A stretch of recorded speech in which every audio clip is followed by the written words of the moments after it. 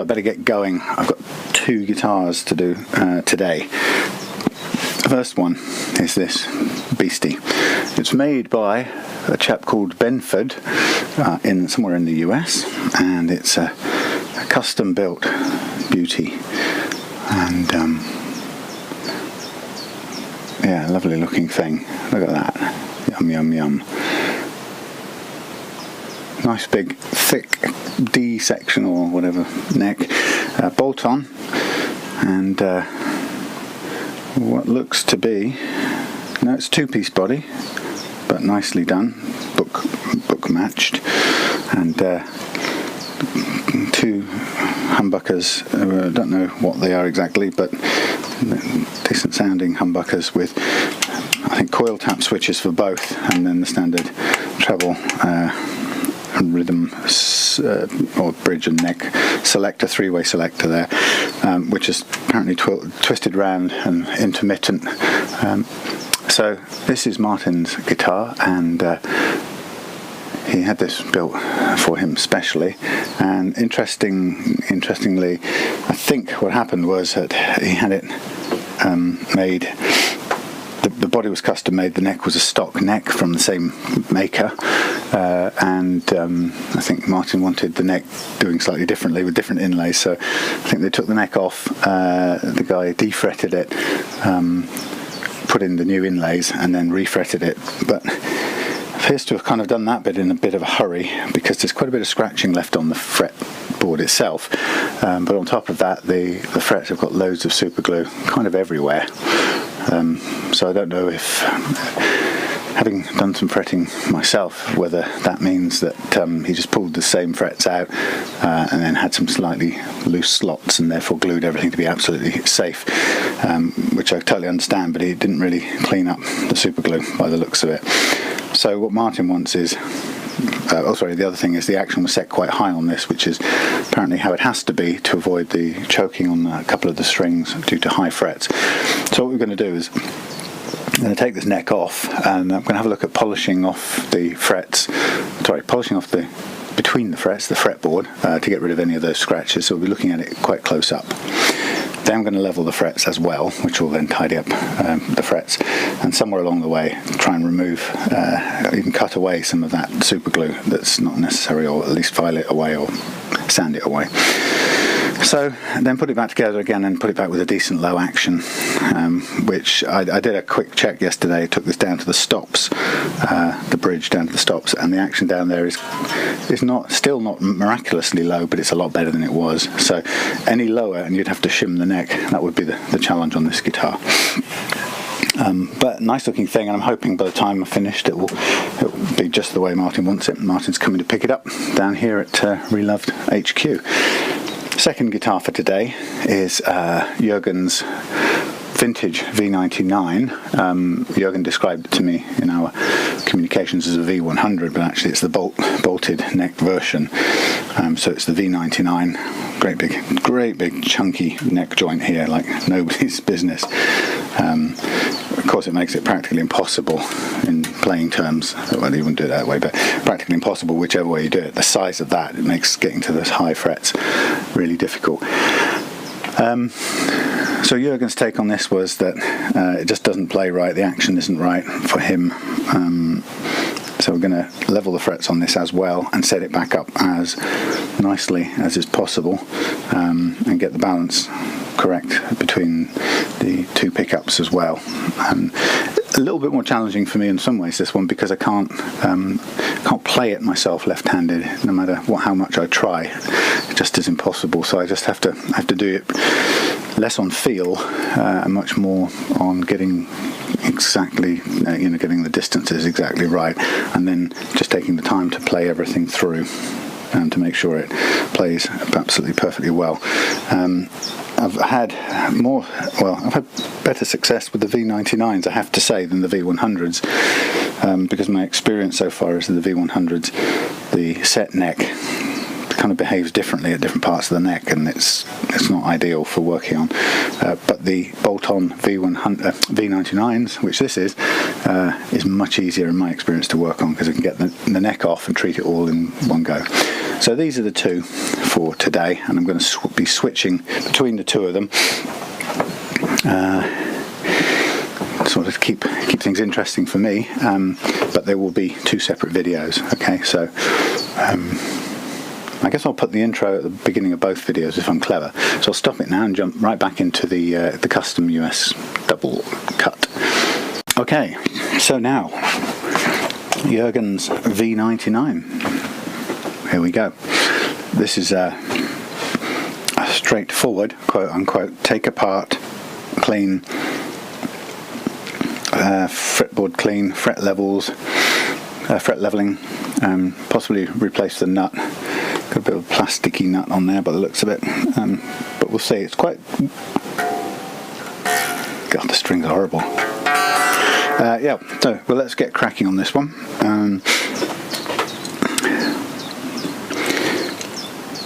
So what have we got? We've got a left-handed V99 made by John Hornby Skews. It's a Wilkinson equipped guitar, two Wilkinson humbuckers, Wilkinson vintage style tuners. Really nice guitars, really chunky, I mean incredibly heavy things, not for the faint-hearted or the weak. Now I know that Jurgen, he told me that he's quite a heavy, not heavy-handed, but a heavy blues player, acoustic player normally, so he definitely doesn't want, he's not looking for light strings here. We're going to put 10s on this. I don't think we'll also be looking for a particularly low action either, which wouldn't really, I don't think it would suit that kind of playing. So probably a 2mm action somewhere up here.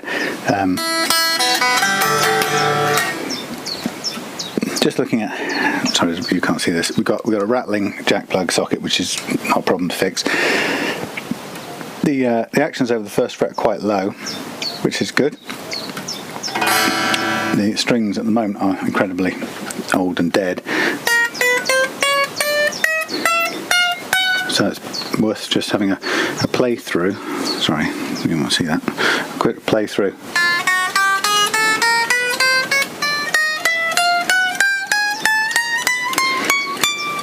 Not bad at all.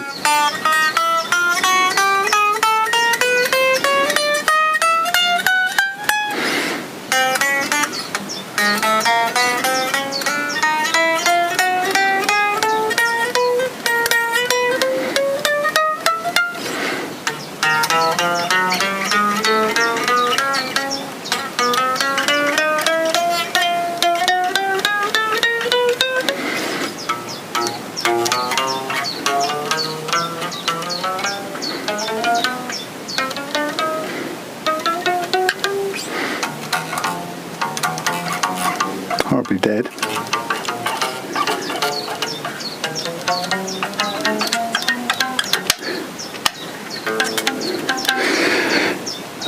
Well, just at a first run, there doesn't seem to be too many problems with that.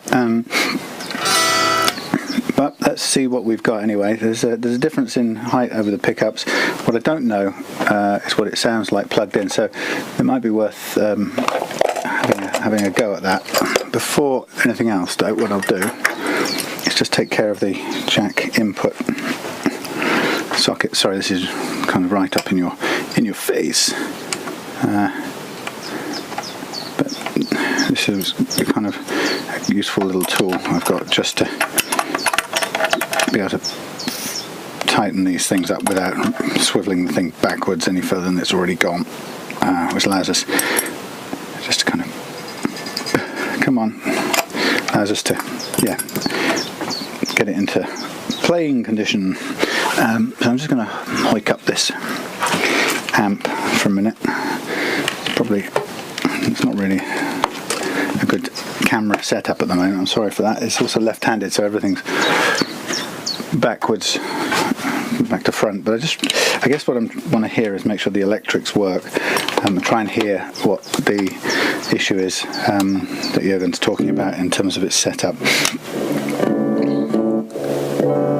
Oh wow. Okay, take the reverb and stuff down.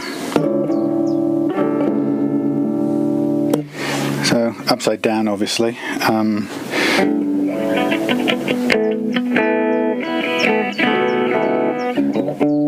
Out of tune beautifully.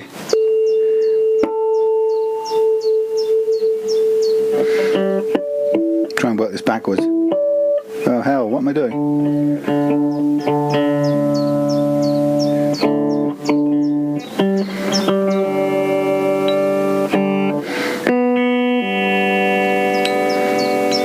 So pinging in the nut there.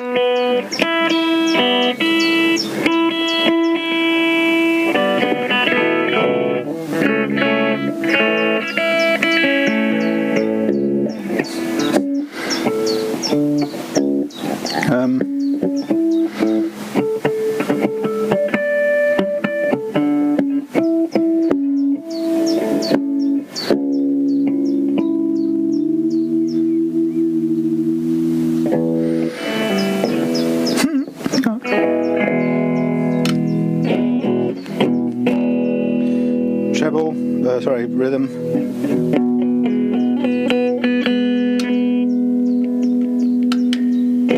Both.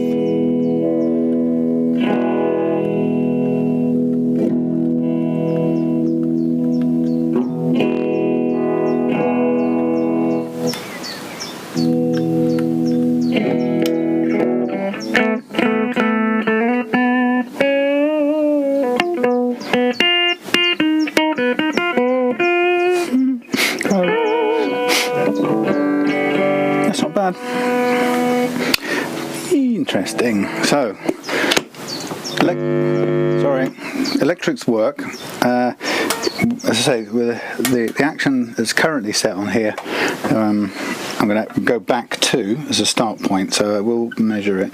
We've got it at on the last fret. I'm looking at 2 millimeters. And 1.5. I'll just make a note of that on the board just for reference. So Jurgen, low E, 2 millimeters at 22nd, high E, 1.5 mils at 22nd.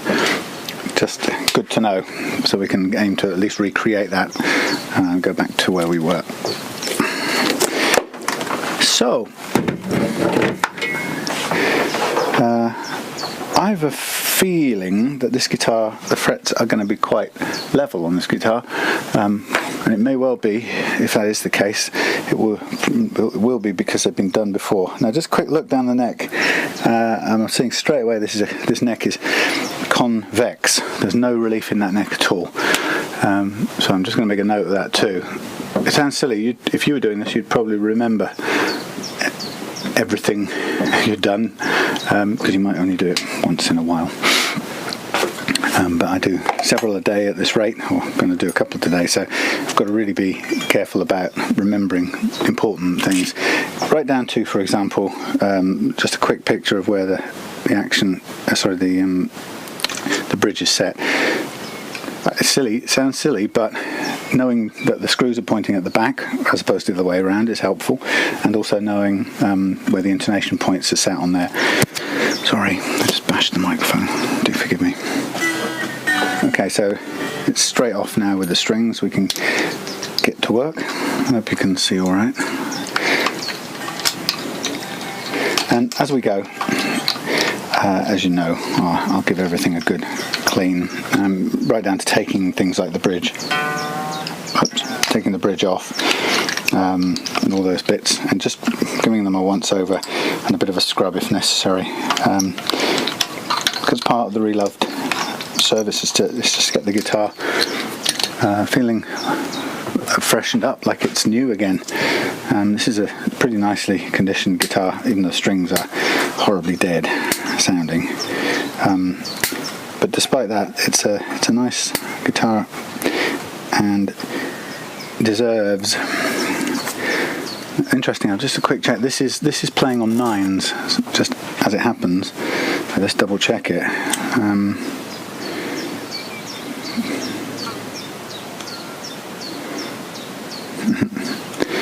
Not if you believe this.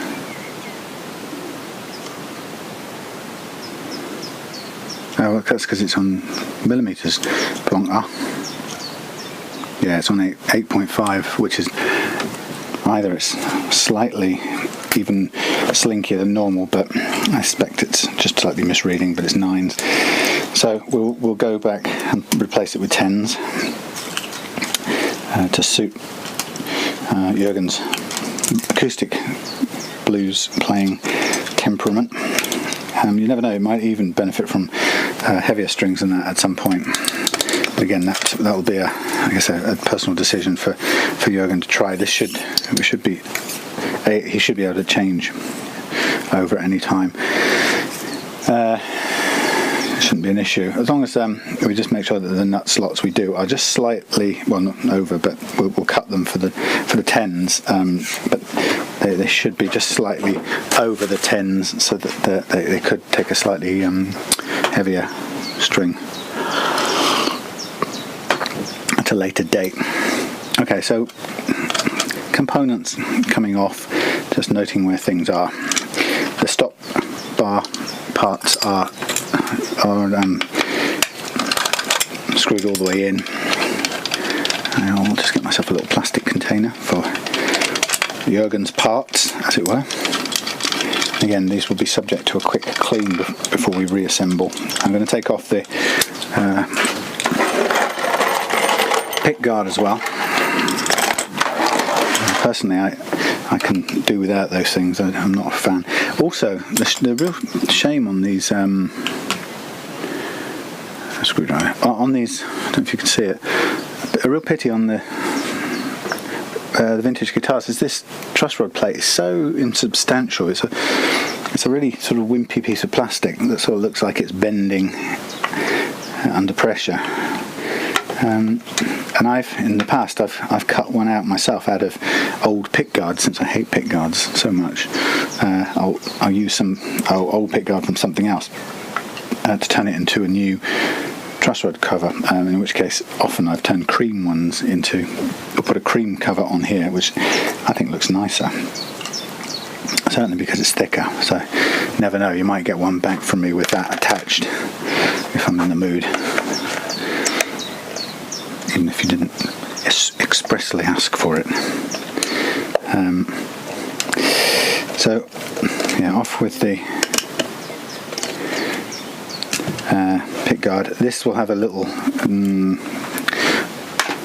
nut on the other side of this that we just have to be careful to hold one way or another so it doesn't drop off on the floor. Doesn't need to be under too much. What's the word? It doesn't need to be gripped too tightly. It's just a matter of holding it if you can. I'm not sure I can. So if you can't hold it, you've got to make sure that something stops it from spinning, so you can undo it, and then you've got to be basically sure that you can catch it when it falls off. It's the only other thing, as it surely will, like that.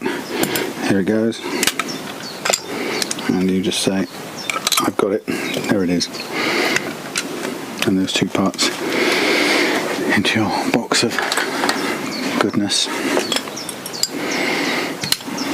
So, I guess, Jurgen, you might have, or you may or may not have come across some of the arguments around the bolt-on neck versus set neck fitting with the electric guitars. There's a whole one school of thought that hates bolt-on necks. Maybe school of thought is a bit of a what's the word? It's giving it a little bit too much dignity than it deserves.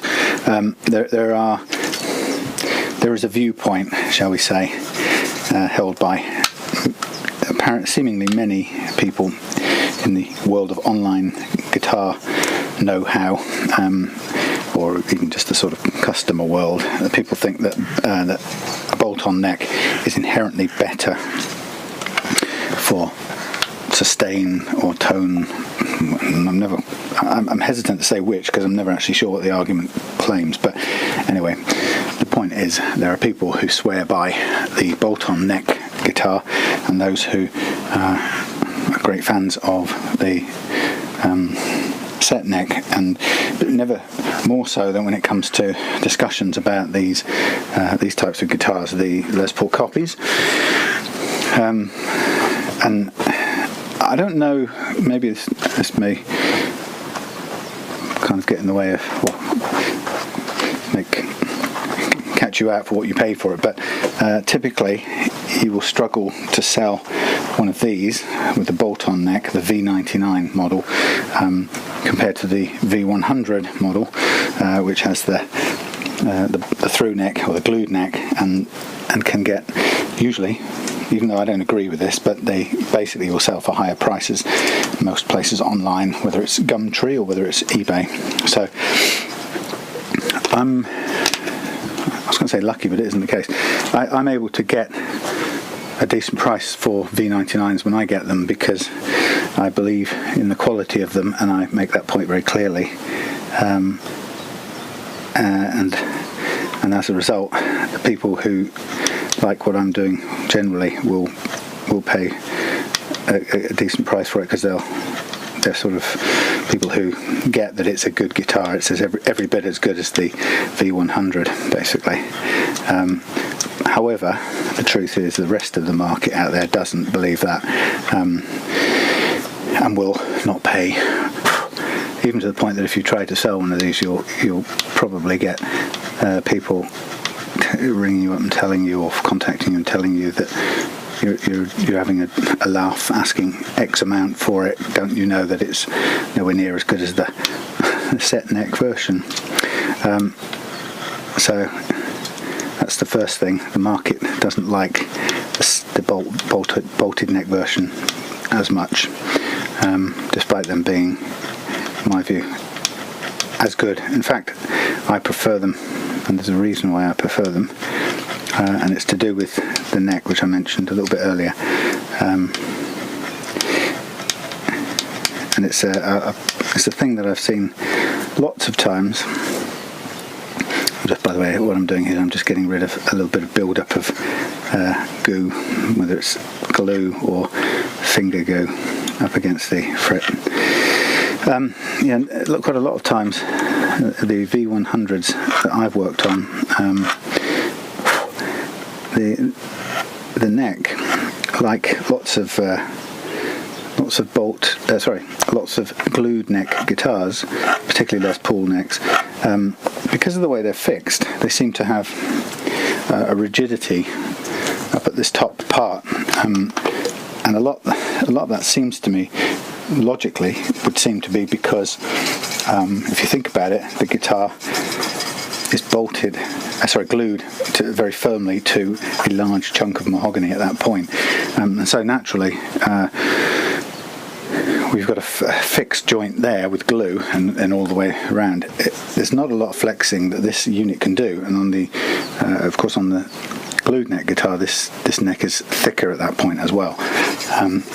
So the fact that it's thicker anyway, and the fact that it glues to a great big wall of mahogany, is a very strong reason why it doesn't move or flex very much. So the issue for that, the reason that matters, as far as I can see, is that really the truss rod at that point, from about 13 fret onwards, more so on a set neck guitar, this doesn't move at all, it's fixed. So when you make truss rod adjustments, they seem to only affect the lower part of the neck, which can leave you with a neck that sort of can be curved down here, concave, and then it comes up to a plateau here. And think about it, if you've got two different parts of the neck behaving in different ways, it really is going to be very challenging to get them to get it set right, because they behave in different ways. So I prefer this version, the bolted version. Sorry about this noise. Mainly because I find the neck is much more responsive all the way across the neck, and as a result I can get a better set, or a better setup on this neck, in my experience, than I can with the set neck version. And I've had more problems on guitars that I've set up with the set neck than I have, particularly the Les Paul kind, far more problems with the set neck than I've had with the bolted neck. So I'm a great fan of this. And actually, on top of that, when you don't buy into the so-called arguments for why set neck is better than bolted neck, if you don't really believe there are any of those advantages, then actually the V99 then becomes a far more attractive, sensible proposition, because actually it's a better guitar. You can get a more accurate setup, and the claimed advantages, or let's say the claimed disadvantages, I've never seen them in practice, nor do I hear in any way a convincing argument for them. So I would, as a result of that, you can tell I would always recommend the V99 version over the V100, but that's definitely goes against the market. But you know, that's just between us, that little secret. I mean, you know, I don't really need to labour the point, but I will. Can I just untangle this? Oh lordy, I've got this all caught up in the wires here. Just to sort of emphasise the point, just move these. So, yeah, on the, it's hard to sort of draw this, but on the, if you take the neck on the glued version, the neck sort of goes, how does it go really? Oh, maybe something like that. Okay, that's your glued neck, and then on your set neck you've got the neck, and how does it go? Well, it's pretty much straight, and it's got a little lip, and it goes like that. So first of all, on the set neck from here, it's much thicker. Then you've got all of this surface side, both on the side, on one side it's all the way, on the other side it's down to about there, and then it's all the way along the bottom, you've got it glued. So a hell of a lot of that extra thick material is glued flat. And what I found is you tend to get quite the natural relief that you need in your neck, from there to there, and then from here to here you get a flat plateau. So looking down it kind of looks like this when you're looking down the neck. Alright, which is kind of impossible to do a good setup on. On the bolted version, for example, the only point of contact is here. This is more flexible, so the truss rod, which as you know doesn't just go part of the way, truss rod goes all the way, but it doesn't do anything there. On this one, the truss rod again goes all the way, but it's able to affect this much more, so that if you get a curve on here, it tends to be much more the whole neck, not exactly, it's a little bit stiffer at this end, but by and large, and you look down the neck, you get that, right? As opposed to the two different, the step and the slope. Here you've got one curve, and it's much easier to set up. Anyway, that is my rationale for liking the V99s and other bolt-on necks. But like I said, it's very much against the market, something or other, conventional wisdom, I suppose. And it's one of those things that I've been flamed a number of times for saying online. Okay, so just have a look at this. This is a beautiful, big, chunky joint. I mean, that is rock solid. But again, the only point of attachment is that surface area in there. This bit here isn't glued, obviously. It's loose, so it doesn't constrain the neck from moving in the longitudinal plane or whatever. The only fixed point is there. Right, so great big, lovely lump of guitar. Absolutely beautiful. I'm going to put it down here for safety's sake, propped up, because obviously we're going to focus our attention on this. Now with the strings off, it's even more convex, and we don't want to be able to work on it, or we can't work on it that way. So the first thing I'm going to do is dial out that convexity by going anti-clockwise. Hopefully this is my right one. So a couple of chunky turns on this, I think. I'm never quite sure whether these V99s have a two-way or a one-way truss rod. Sort of not the end of the world. Okay, well, it's already flattened that. I'm just going to leave it a couple of minutes to settle out. Make sure it doesn't go too much further. So that's a good start. So I think Jurgen, for one of the reasons why it won't play very well, or may not have played as well as it should, will be because there's no relief in that neck, so that it'll choke strings, or not choke them. What will it do? You won't get as much. You won't be able to, the strings won't be able to vibrate as much without hitting frets and making slightly buzzing noises.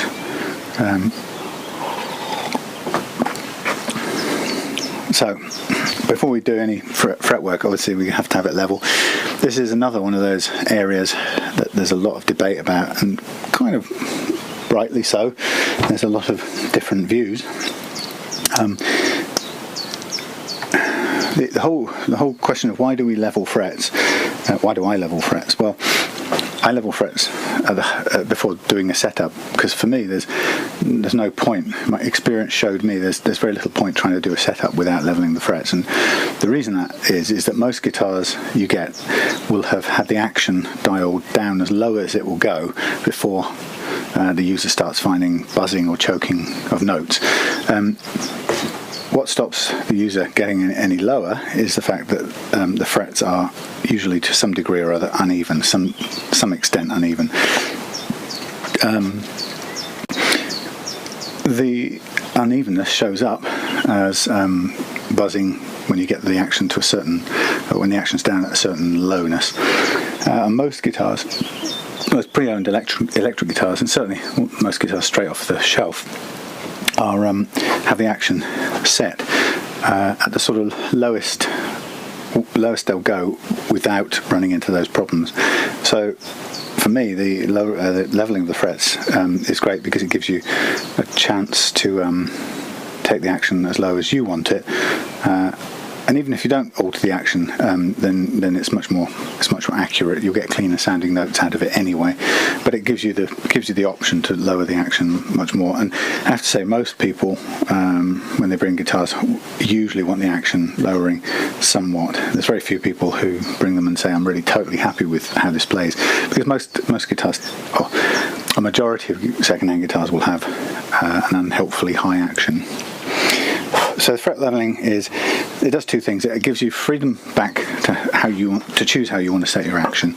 That's one thing, and it's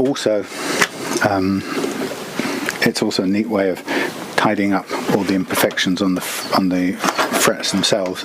So if you've got a guitar that's maybe a bit older and tireder, then doing a fret leveling will allow you to resurface all of these, make them feel like they're brand new, as well as taking care of the evenness. So it's a nice thing to do, and it, in a way, from a seller's point of view or a guitar tech point of view, very often what people remember when they come and play one of my guitars is how beautifully low and accurate the action is, and yet how good it sounds. It plays really easily at both ends, both the neck and the further down the neck, both the nut and further down the neck. And so, it's great to get that right. And the way I can get that right is by making sure I do fret leveling. I'm just looking at this. This is a bit of a mess around here. Somebody's done some ungainly super gluing in an attempt to fix something, and I'm looking at it and it looks like they've screwed some of the tuner screws. The thread's gone, so they've chucked some glue in there or something to make it stick down. It's a pity. It spoils it a little bit. I could take a look at it and see whether it's feasible to just get behind that and tidy this up. It'd be nice to do that as just a little extra. It doesn't take that long in some ways, and it would just it's a sort of diversion for me. There you go. So I can, as an example, I can take a little bit of this stuff here, and it's all drying up a bit now, but just see if I can, just as a test, if I can make a difference to this, I might then take the others off and do the same. but it's it deserves to be slightly nicer finish than it currently is up here. So those are my reasons for leveling frets,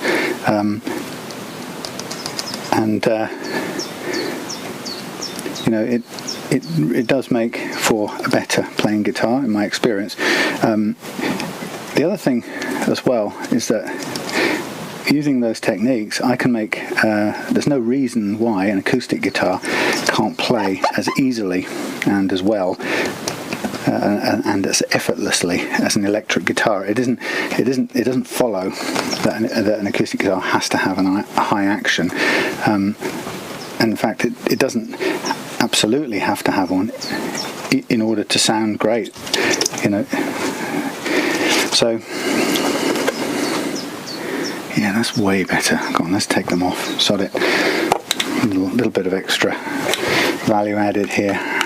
I've got loads of spare tuner screws in case these don't work out, but it's such a nice guitar that it would be a real shame to leave this go with the headstock looking grungy like this. There's no reason why it should look that way. Just for the sake of 10 minutes taking the tuners off. It's this one up here I'm a bit worried about. If I can get the screw out, which I can't, it's already been stripped, which is why somebody's kind of given up on it. Every time I get to this point, somebody sends me a link saying there's a knackered screw remover kit, which I don't have, and I keep not buying. I must put a note to self: knackered screw remover kit. Let's just see if I can turn this thing with a good old-fashioned pliers rather than... I think I probably just about can. Funny how it jumps over, but yeah, it's just turning. I just want to get this out for once, and then I'll trash it and get a new one in there. So yeah, it's one of those tools that somebody keeps pointing out to me, and I keep forgetting to put down. So I will now write that down on my whiteboard. Right, we'll throw this one away as soon as it comes out because it's knackered. Alright, it's sort of turning now. That's the last. No, not quite. Yeah, so those are the reasons why I do fret leveling. And as I say, sometimes the real revelation is to do an acoustic guitar, because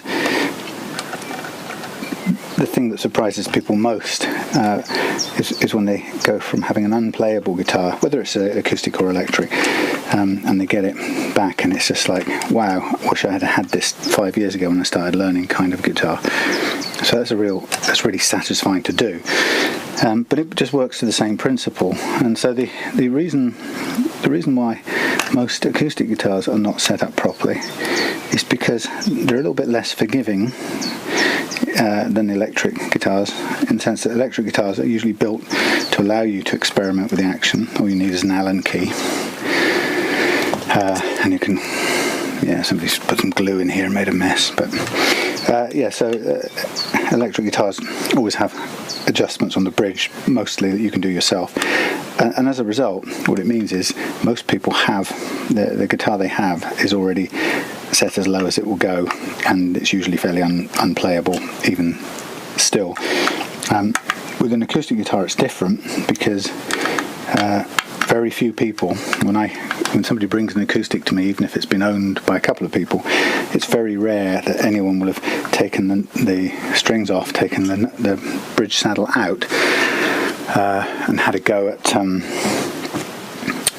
shaving it down to get the exact right action. It requires patience, a good sandpaper, a good flat surface, and a spare saddle in case you go wrong. So few people will have that stuff lying around. So as a result, most acoustic guitars are way higher than they need to be. And the positive about that is, of course, I can get a good result out of it very quickly, just by doing some work on the saddle and the nut. So with most acoustics, I don't need to do fret leveling to get a significant improvement. However, if I do fret leveling with an acoustic, I can literally make it play as easily as an electric plays, which I have on my Taylor in the house, the one I just put the microphone in yesterday, and it literally is as easy to play as almost any electric guitar that I've ever had, and that's because I've just taken care of the fret leveling and got the action beautifully set low. Okay, so this is a scratch removing cream, and I'm just using it to just bring this back up to its former glory. There's no reason why this headstock shouldn't look better than it does, and it's a gorgeous guitar. Somebody's filled a hole where the screw is stripped away, and they've made a really ugly repair, which is mostly hidden by the tuner, but a little bit sticks out, unfortunately. In fact, they've done an insert, and I'm not going to do a full-scale repair on that, but if that was mine, I'd probably like to, because it's just a shame. But anyway, yeah. So somebody's had a problem, stripped the thread with the tuner screws, and then they've kind of gone and overfilled it with glue to try and make it work and hold the tuner. So it's done the job, but it's left it looking a bit manky. Anyway, you can see that it's a nice shiny deal. We'll just have a little bit of this goo sticking out the back, which personally I would file that down and redo it, re-lacquer it. You can't stop me doing this. You can't stop me. I just won't give up. Yeah, it's a horrible super glue mess. That's what somebody's done. And it's really miserable.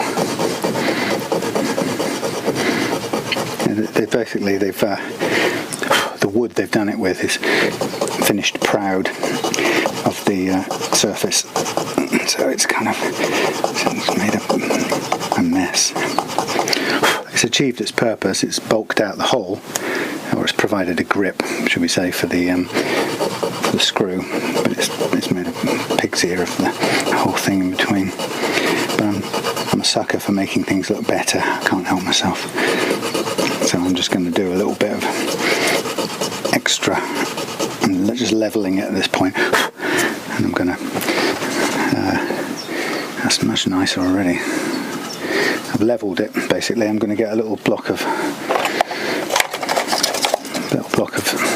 whatever that thing's called, foam. Going to a little bit of 600, and I'm just going to sand this flat, and then I'm going to put some repair, put some lacquer on it, a little bit of vintage lacquer, and then I'm going to put some clear lacquer over the top. So basically I've dug away the mess that was there, flattened it, and now I'm going to my lacquer collection, and I'm just going to cover up this hole with a little bit of the vintage cherry, which is all it needs. I'll do 2 little bits of that one now and one shortly. When it dries off, so a little bit of lacquer, we'll polish that down again, and then put some clear lacquer over the top and polish that out. So it'll just make this look a damn sight nicer than it did. And it hasn't really taken that much time. It will require a little pause here, but then I could do with a break.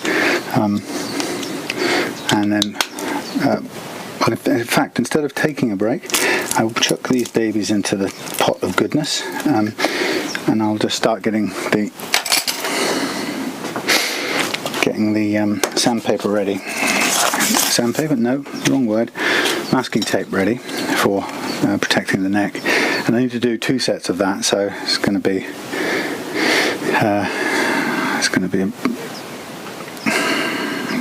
feeling the scratchiness of this. These frets are suffering from a slight case of over sharpness. So I'm just going to try and take off some of that. Remember, we're going to do all the frets anyway, so it doesn't matter that I'm using sandpaper here on the edge of the frets. I'm just trying to remove some of this sharpness. So I need it to sort of, if I can, just get my finger in and out there, just to take away the sharp edges. It's one of the downsides of cheaper guitars. That's not too bad actually. That's probably making a little bit of a difference there.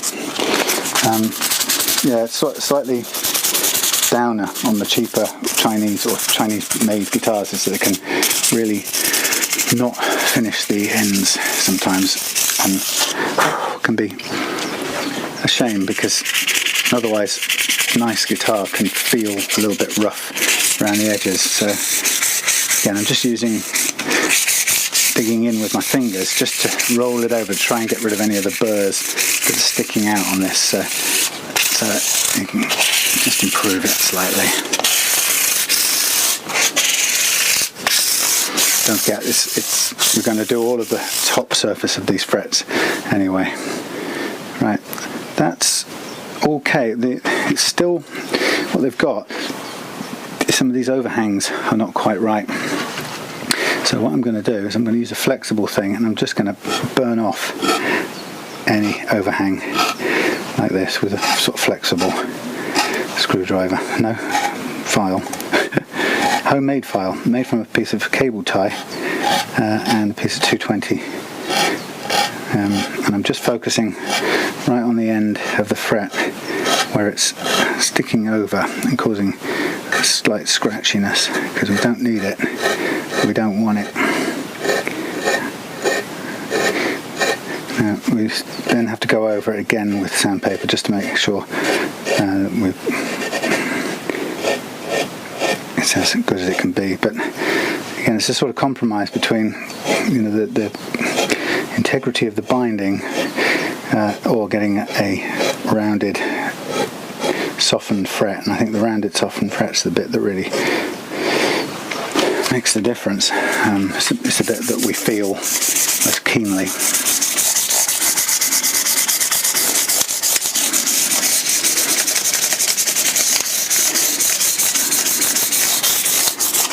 Right, that's all I'm going to do on that.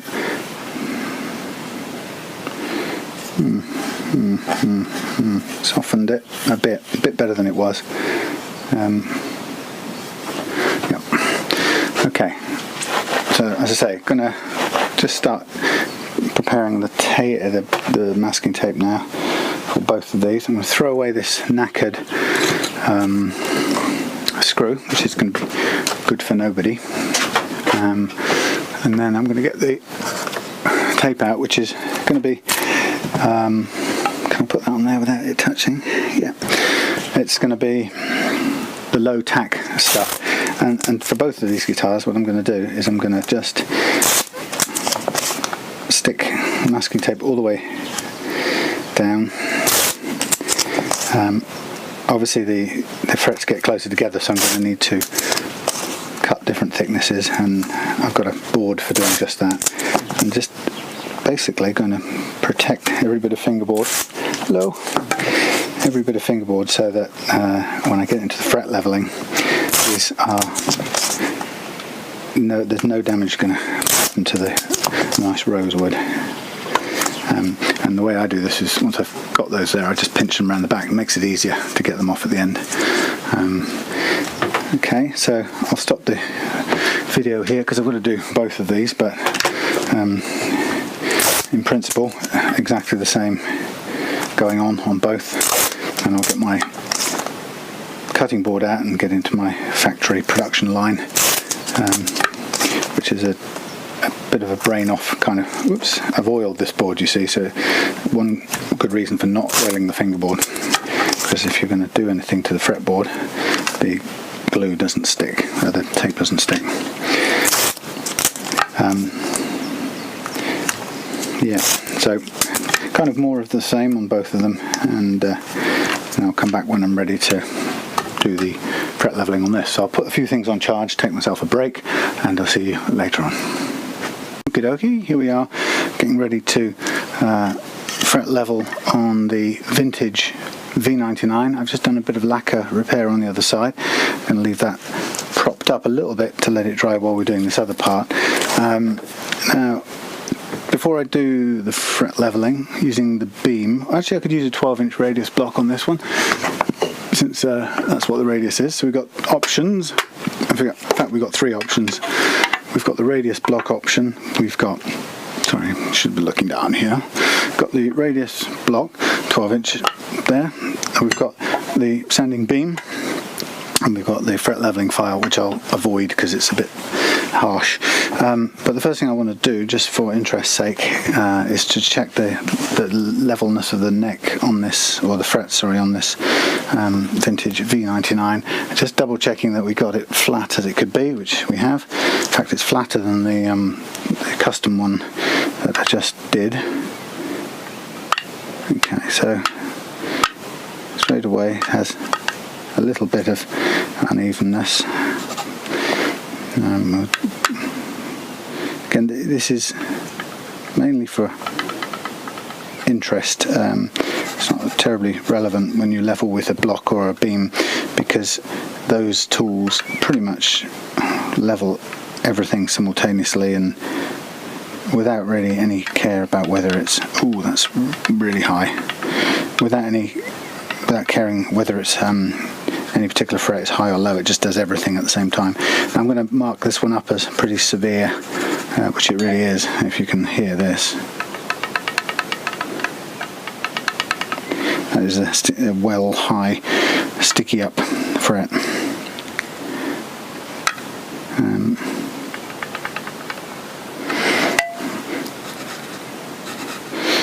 So, you know, guitars have varying numbers of, oh blimey, there's another one, severe. They have varying numbers of uneven frets, and frets with varying degrees of unevenness too. So there's two or three, in fact, on this guitar that have really shown up as very strongly uneven, and that would suggest to me fret ends, shortened to friends, fret ends that are sort of sticking up a little bit, haven't been squeezed down properly in the fretting process.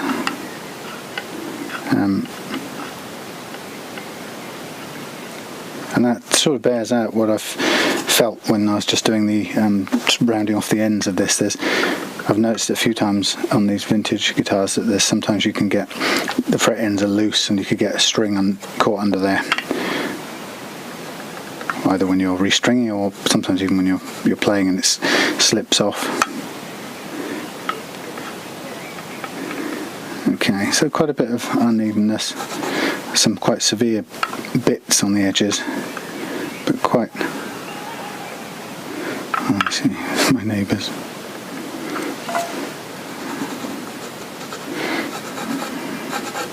Again, we'll just, at the end, I'll add them all up, and we'll have a sort of rough percentage of unevenness as a, I suppose, just a piece of interesting information.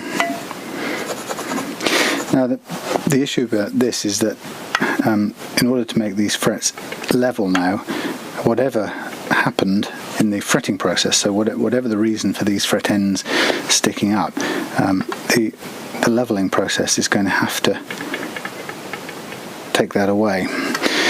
So let's imagine you have fret ends that are sticking up, and if you assume that they're not bouncing around all over the place, if they're glued in situ, then what we're going to do is we're going to level it by taking away a fair bit of the material that's sticking up above the surrounding frets.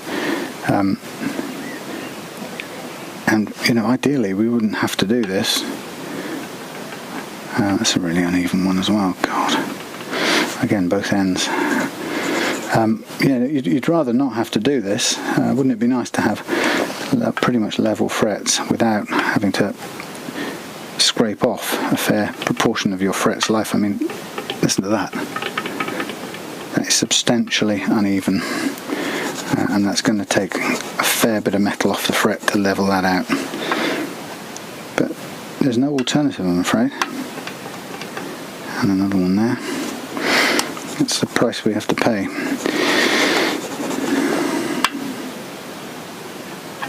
Okay, so this one, I think numerically a few less frets. I think it's 22, so we're going to have 20, 1, 2, 3, 4, 5, 6, 7, 8, 9, 10, 11, 12, 13, 14, 15, 16, no, exactly the same, 75% uneven, same as the custom made Martin's custom neck, but the issue with this one is that these, where it is uneven, these are substantially more uneven than the other one.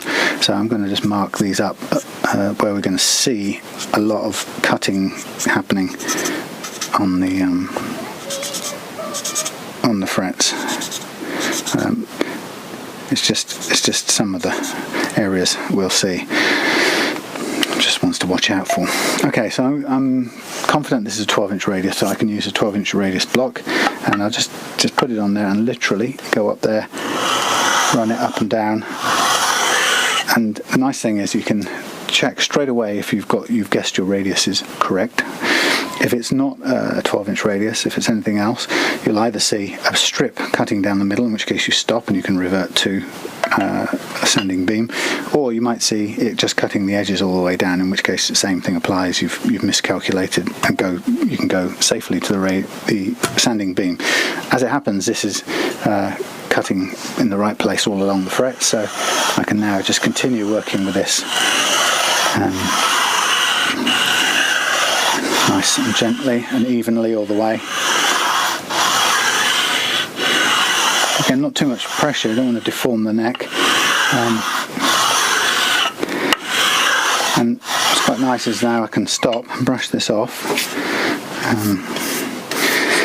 and then pretty much look in and see what we kind of knew is the places you'd expect, or that we've highlighted quite accurately, in fact.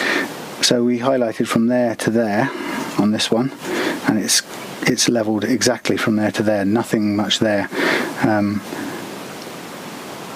That one is cutting where we'd expect, this one is cutting all the way, and this one is cutting at the ends as we expected, as is this one. So all's going according to plan. So the deal here is that we just need to work with this block gently, even pressure,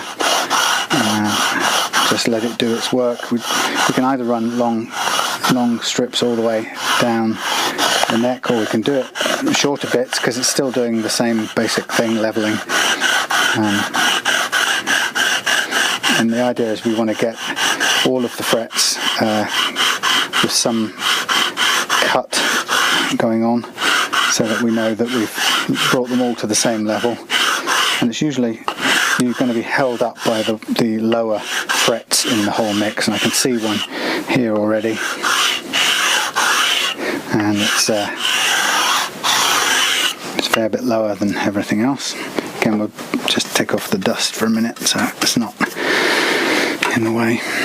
And so looking down here, we know we're putting a nice clean straight 12-inch radius on this, and there's one spot here which is showing up as significantly low, like on the other guitar neck. So we just have to keep working away at this bit here until we get down to that. And now some of the frets around it have got quite a bit taken off by comparison, and that's the price, as I mentioned on the previous neck, it's the price you pay for an extremely low fret out of the mix, is that everything else has to lose metal to come down to that fret, which seems a bit unfair, but that's the price you have to pay if you want them all level. And if you want them there to be no chokes and buzzes, then that's what we have to do. Again, I just keep checking it and making sure that overall what we're taking off the adjacent frets isn't too extreme. We're not far off that one. There are some flatter ones either side, but again, we will reprofile them using the fret crowning tool. So the important thing is the level part, and as soon as we get down to this low spot and we've got ourselves some cut on the top of it, which we're not far off now, then we'll know we can stop and go into the reprofiling part. We're almost there, but like I say, that's the price it costs us. That's why in some ways that people don't, or the manufacturers don't really do this, because to get it right would take quite a bit of trouble. Now I expect to hear that clicking noise here because that's the consequence of this low fret still in the mix. And providing we've got enough material, we can keep on a little bit here to get this evened out.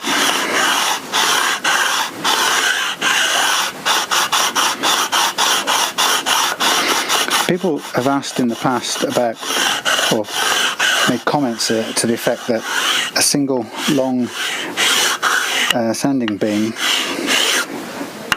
like the one I've got here, people say that's much more accurate or much better to use than a shorter block like this. Well, if you think about it, it's going to level all these things relative. Everything under this block is going to be leveled relative to each other, and then you move it along a bit and it does the same. So it's constantly adjusting it, and as a result you will get them all level, even with a block of that length. It doesn't have to be. It doesn't follow, in my experience, that this gives you a better level, although people tend to think it does. I'm going to stop there. It's not completely touched that lowest one, but it's nearly there. But I don't want to go any further. I think it will still play better than it did, a lot better than it did.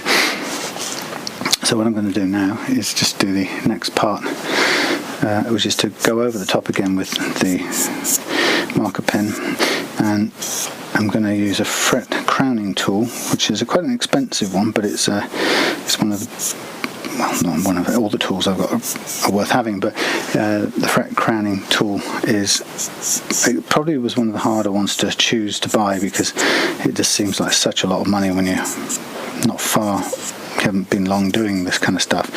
Something like $70 or $80, I can't remember now, but once you get it, you sort of know that it was worth having, because it saves you an awful lot of time in many ways, but it also, the other good thing is it ensures that everything you're doing is consistent. Right, so I'm going to use a medium edge, and this tool lets us reshape the top of basically the profile of this fret. I'm just wondering, let's just double check this, whether this is in fact, should be doing this on a jumbo size. I think actually that might be a better option. These are quite big. I'm going to reprofile using the jumbo side of this, and all it means is it will just give us a slightly flatter, rounder shaped fret, but it's still going to do the same job, which is to reshape that fret back to a nice curve instead of the flat topped thing that we currently have. And so that's what I'm going to do all the way down this neck. And I'm leaving, as I'm doing this, I leave the thinnest little line of marker pen on top. It's very good, because it's sort of almost instinctively that's what happens. It cuts away at the edges until it rounds them off, and then leaves you with this little thin line. And providing I can leave that thin line on all of these frets, then what I know is that I've reshaped them all, but I've left them all at the same relative height, or sorry, the same relative level to each other, which we just spent time achieving. So I'm going to put this on, or stop this, save you having to watch all of this, and I'll come back when it's time to polish it out. Okay, back again. let's get on. Two things. I'm doing a couple of things on the trot here with this guitar. Doing a little bit of lacquering.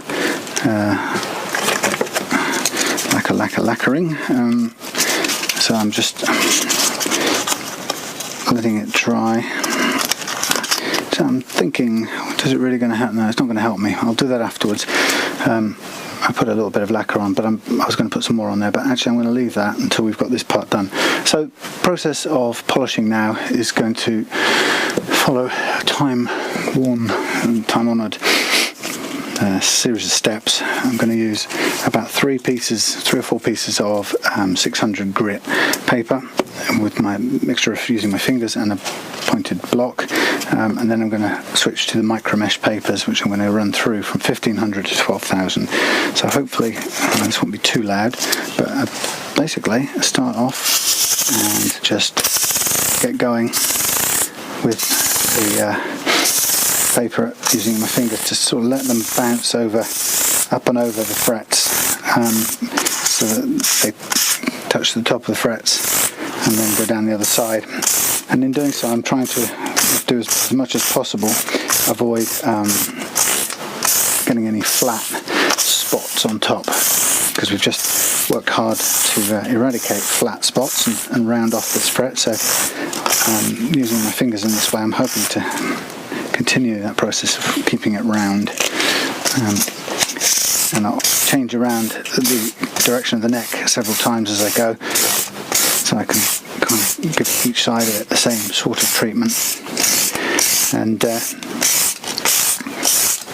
600 paper is capable of taking enough material off to alter the level of the frets. So we want to be conscious of doing the same sort of amount to all the frets, and never get into a situation where we're rubbing down a particular spot for so long, because there is a risk of introducing unevenness back into it, which again would be a silly thing to do given all the hard work we've just done to level it.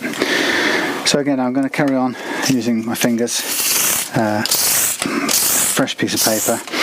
Maybe you're not pressing quite as hard as I did first time round, partly to avoid getting blisters.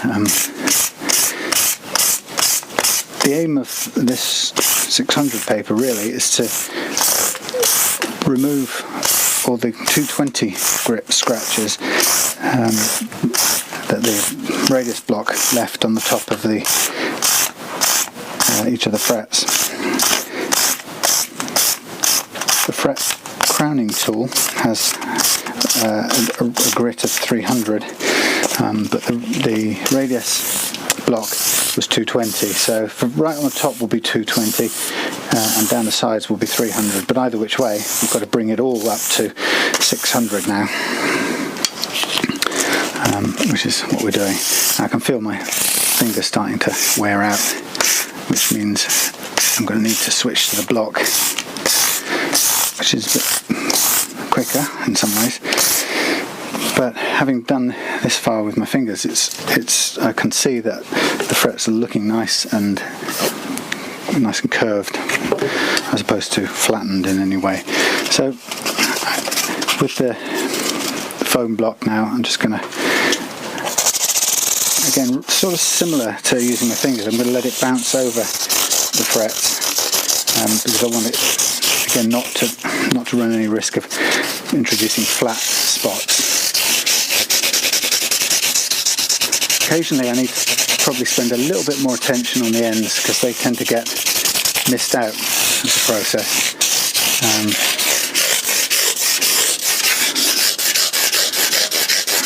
I'm whizzing down the sides while we can to soften them up, but also to remove any pen that's caught on the edges.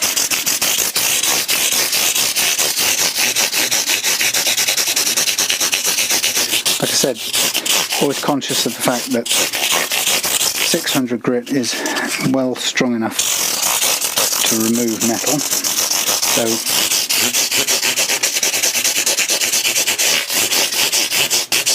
our purpose in doing this really is to just make sure all we really care about is that we've got rid of all the scratches from the other things. And once we're confident of that, then we can just shift now onto the micro mesh papers. And the micro mesh papers we can do a bit quicker, apart from the first one, which will take a little bit of extra time on because it's jumping from 600 to 1500. It would be 1500 if it was there. 1500. So we'll spend a little bit of extra time on that. Again, this is all of this now being done from the beginning with the nut still on. Mainly because if it doesn't need changing, I'm not going to change it, although I do have a spare bone nut ready in case we decide that it's not up to the job. You can see I think it's a tusk kind of material anyway, so it's good quality. Although when tuning it earlier on it was pinging, so it probably needs the slots sorting out a bit, but that was no surprise. Okay, so there's our 1500, and now we're on to 18, and we can kind of go a little bit quicker now.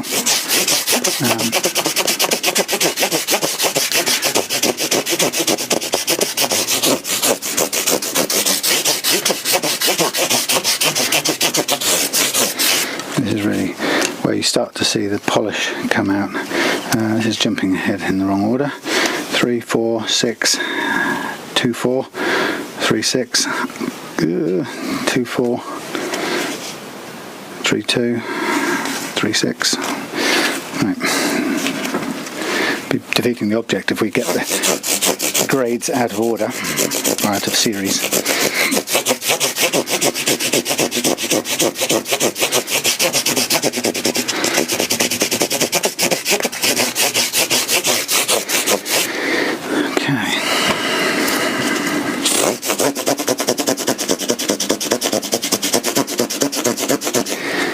Looking here, is that a chip or is it a piece of pen? I think it might be a chip, but it's on the side of the fret, which is okay. Here comes Morris to check on the quality of the job. Morris, what do you reckon? Coming this way? Maybe he's lost his ability to climb up. Let's see if I can give it back to him.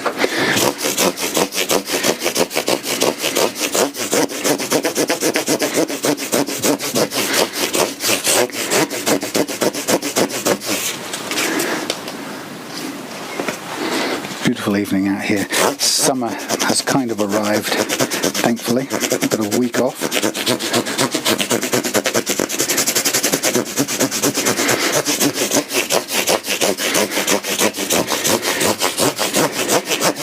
Quite a nice aerobic exercise this, if you do it hard enough.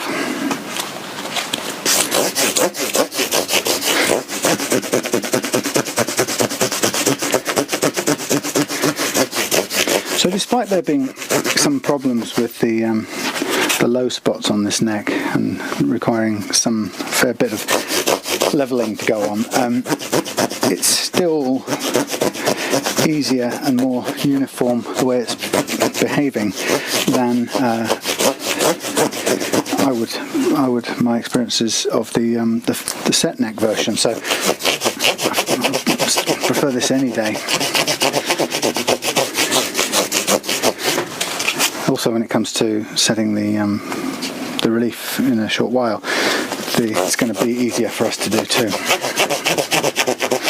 What I'll do is I'll just finish this polishing job, and then I'm going to do a little quick bit of sanding on that spot on the headstock again, and put another layer of lacquer on to leave it dry for a little bit, and then I'll switch over to another clip of video and do Martin's neck.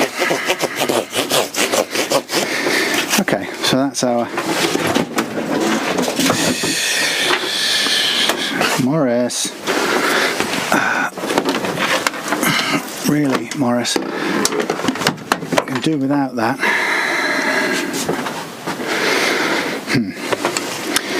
Okay, luckily we've knocked the drill off the side, but there was nothing underneath it to come to any harm.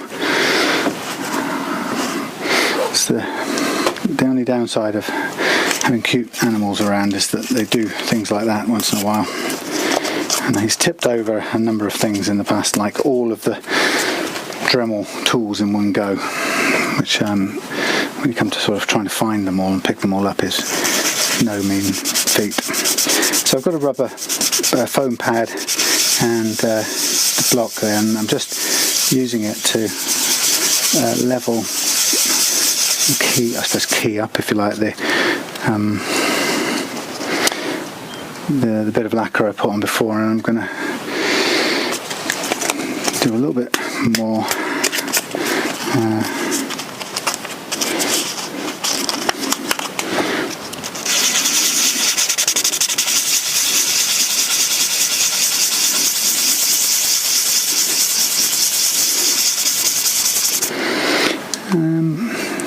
yeah, a tiny bit more. It doesn't need all that much more, but then it'll be a case of polishing it all back to shine.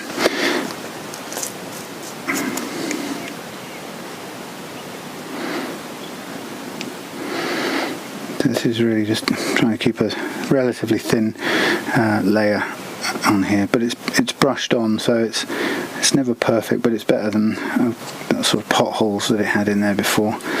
And once we shine it up, it'll look okay. Right, so I'll leave that to dry and we'll come back to the polishing part later. And then it's switching over to another one, so miraculous cut of the video for now. And by the miracle of GoPro photography or whatever, we are at the unveiling of this vintage neck with its leveled frets, polished and ready to go. So this is the sort of the unveiling part. Got the little lacquer repair on the top there, so I'm just keeping an eye on that so I don't get anything on it. We'll do a little bit of sanding on top of that, so it's not too much of a problem if it picks up some dust. And then once I've just lightly sanded that, then I'm going to use the micro mesh papers to take it back to a shine, and then we'll put the tuners back on.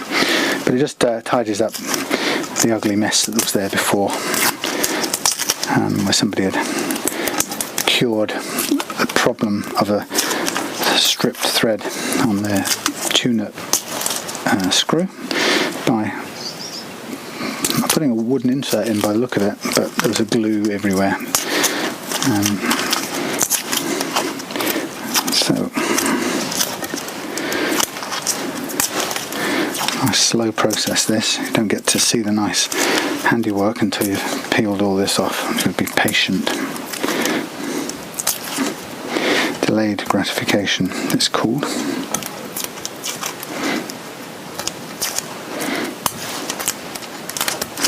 So Tommy, if you're watching this, I hope you do get your Maine Coon. I'd never heard of that breed of cat until you mentioned it, and having gone to Wikipedia, I was surprised that there was a strong resemblance with our Morris. I mean, apart from that, they're all cats, but it did have, the picture in Wikipedia did very much remind me of Morris, so it'd be great to see your beastie if and when you get it. Right, okay, that's tacky, that's good. So here we are on the reveal, and off it comes.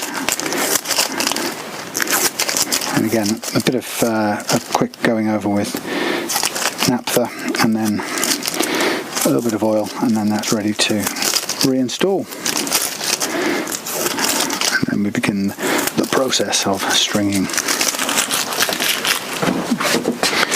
So, go through masking tape like nobody's business.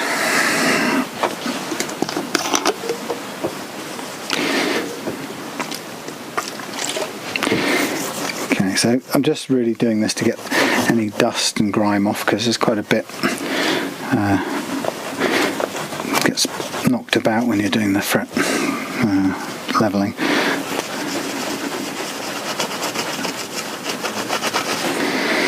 Okay, that's that part, and then since it's the last little bit now before the strings go on, I've got a little tiny drop of oil left.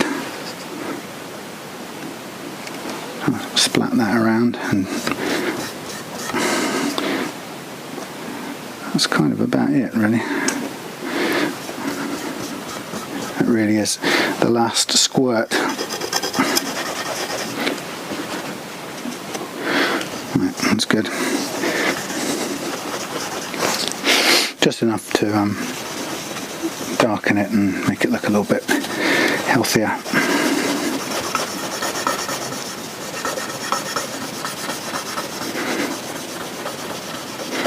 Just sort of rubbing it in as well as I can here. Some dents here on this neck. I don't know what's happened to that, but taken some wax somewhere in its life. Anyway, right, just wipe off the excess, and there we are, ready to go. And the old lemon oil bites the dust. So I'm going to leave this. Am I going to leave this? What's coming my way? Is that ice cream? Ah, that's camera cut. I've got to cross hot coals. Okay, oops, sorry. Here we are. Time to put together, is the word I was looking for, the V99 Cherry Les Paul copy. Just a quick thing before I do that. Sort of a repair there on the lacquer. Looks a lot better than it did. It's not perfect, but it'll do. So I will just get the machine heads, tuners, whatever. We used to call them machine heads when I were a lad, but tuners is the current term, I think. And going to get all these back in the right order. Got a whole set of tuner screws here. I'll just tack it in to begin with, and then tighten them up as we go around. So these are in place of the ones that were in there, which I think had worn out a bit. So these are all in pretty good shape.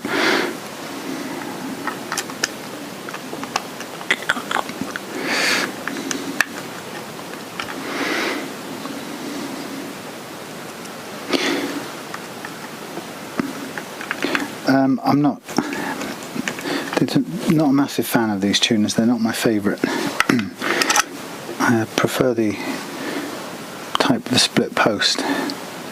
And Wilkinson do make a set, but they're not on this guitar. But I've put them on something, I can't remember what it was now. But I don't really know why, but I found that the open post or the split post set or tuner design seems to hold tuning really well. Well, maybe I'm kind of just imagining it, but it certainly seems that way to me. As a result, I always go for those if I can.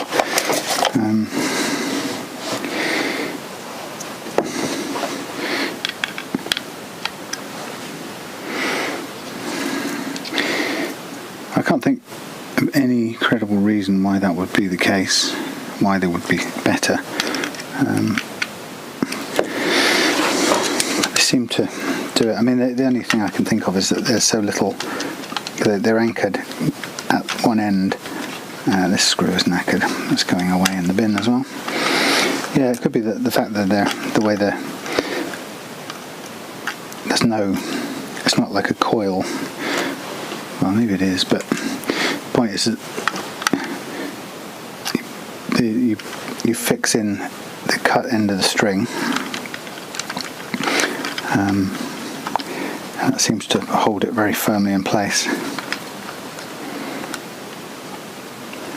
These, I'm not having great success. Some of these screws are old, and I'm going to deselect them and bin them. It's the same, having the same problem.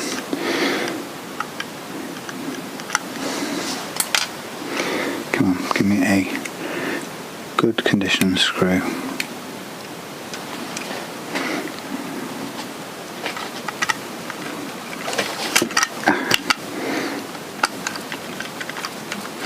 That's better.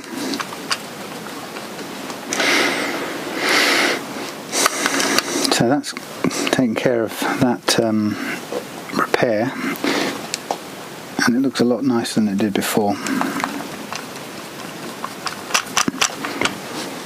So that's good. It's not, again, not perfect like I said, but it's better than having loads of splashes of glue sticking out, which it had.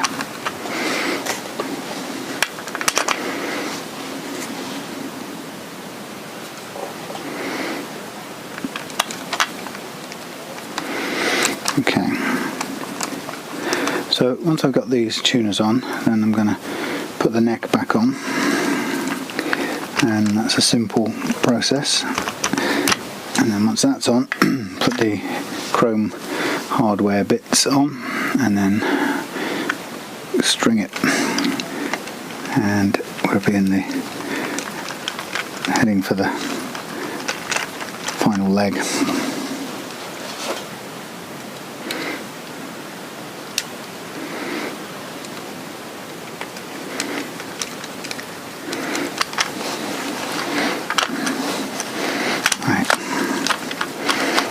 These done up tightly now.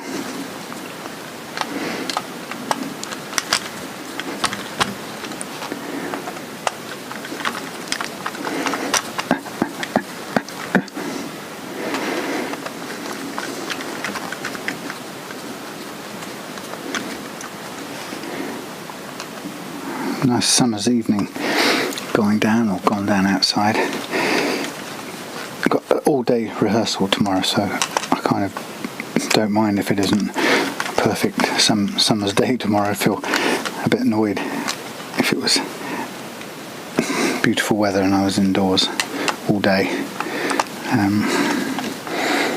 because for me that's the best part of the spring and the summer, is being able to get out.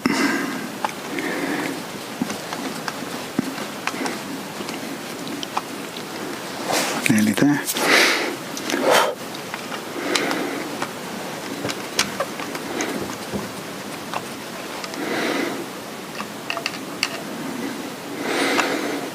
Come on. I want to get both of these guitars done tonight if possible. I don't want to leave them till Sunday night.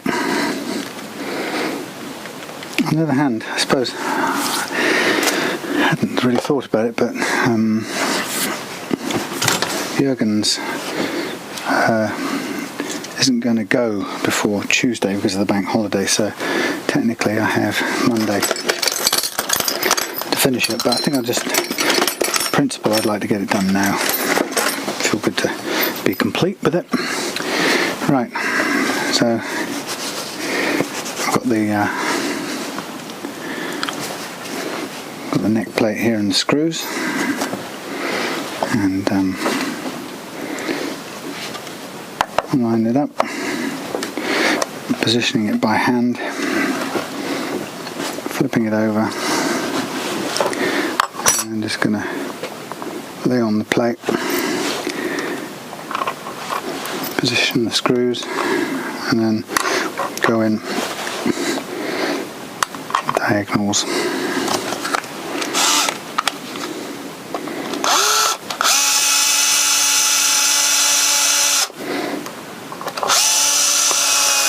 I can feel it pulling itself into the right position, which is good. And then before I tighten anything up, I'm just going to make absolutely sure that it's where it should be.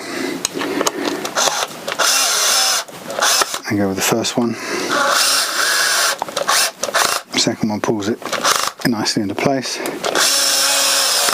The third and fourth should go no problem. So flip it over, and just at this point take a good look, quick sight down the neck, make sure that it's on properly. There's almost no reason why it shouldn't be, but it's always worth just making absolutely sure. Now on this,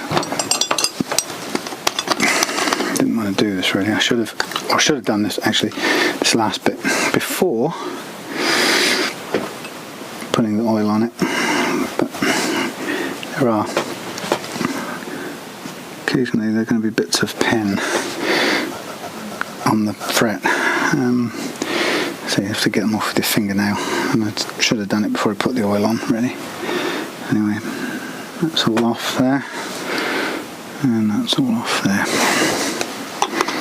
Right, okie dokie. So neck on. Next bit, let's take out our posts and the bridge assembly, and I'm just going to have a look. It's in pretty good condition, so it doesn't need anything much doing. I'm just going to give it a quick rub down with some naphtha solvent, just quick clean really. And if you recall that it was pointing backwards on the set backwards on the body, which some people get funny about that. There are some people, again, it's like this thing about set necks and through necks, bolt-on necks and set necks, or through necks as they're known. Some people insist that the little screws on the tunematic bridge should be pointing forwards. That's the correct way, they say, and some people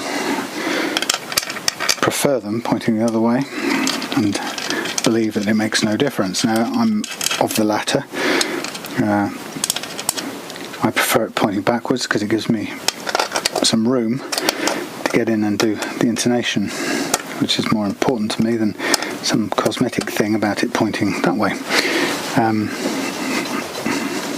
Still, so it's going on the way it came, which is what I think is the correct way.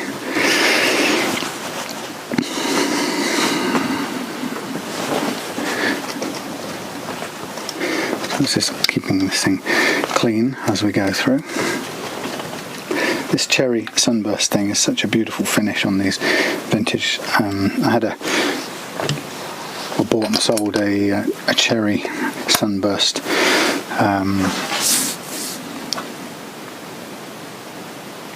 V100, and it was a beautiful looking guitar. This one's got a nice quilted sort of pattern, or quilted effect there, which is quite rare on these. They tend to be simpler, but this has got a really nice rich bit down there. Just gonna see whether this will do up anymore. Yeah, it will. It's good. Actually, what I should have done before I went any further is just going to do a couple of quick turns by hand on the neck plate on the back. Well, 8th turns, if that. Just a last sort of grip.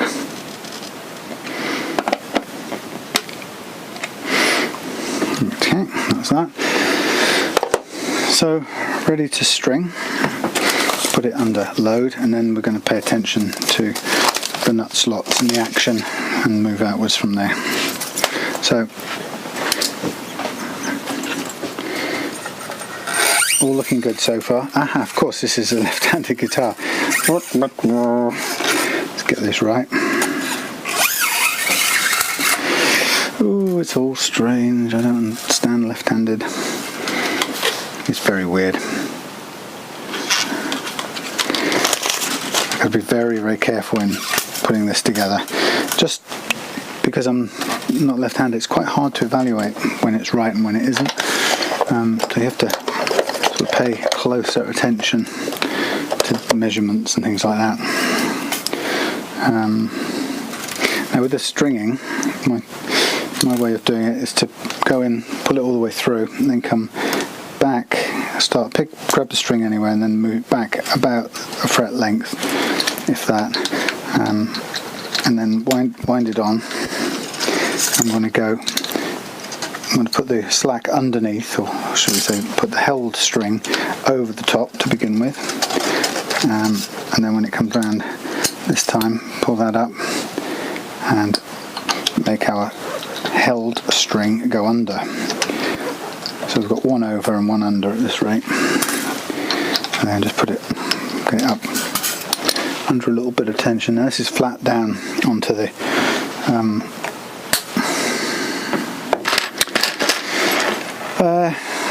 string flat on the pickups at the moment, but that's okay. That's because I set the action right down to stops, so we'll come back up from there in a minute.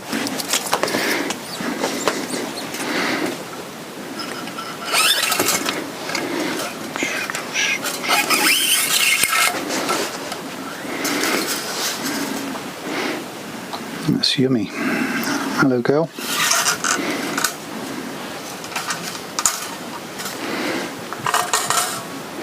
Again, pick it up anywhere you like, but pull it back about a fret worth, and then start the winding process. And that's gone over the top, which is good. As it comes round, we'll hike that up. I'll put the string under pressure, but keeping it low so it goes underneath the spare or slack.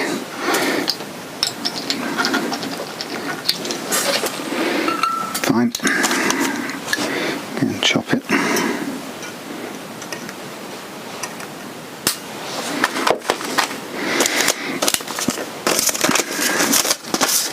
Now I bought a little device for stretching strings called the stretcher.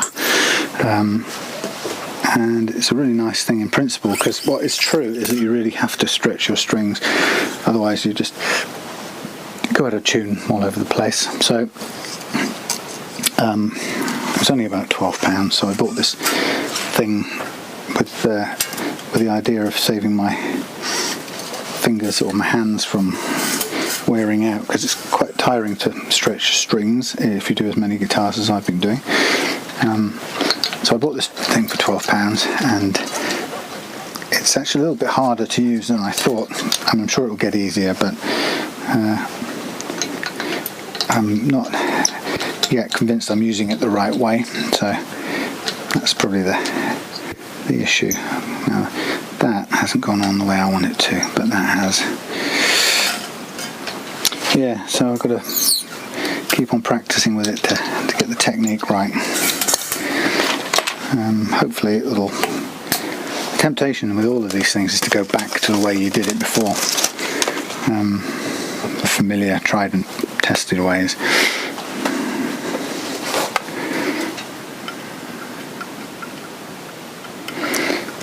Come on, through you go.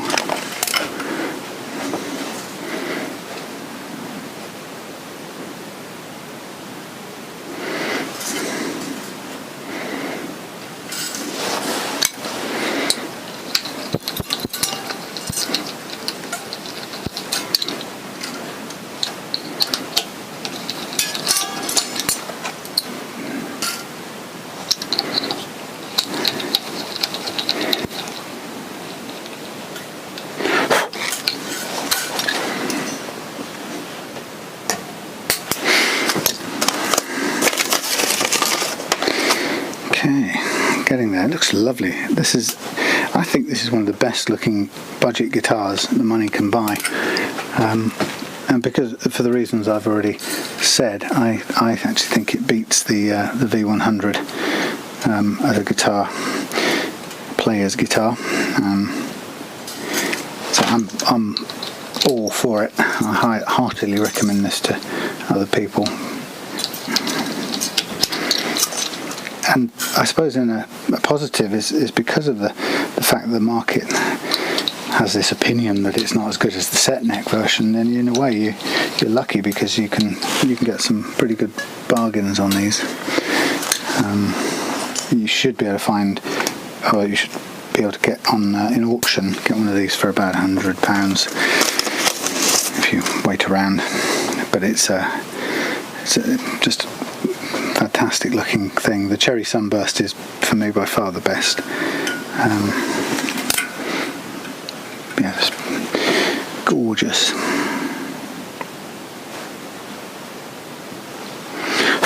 Left-handed or right-handed, it's gorgeous.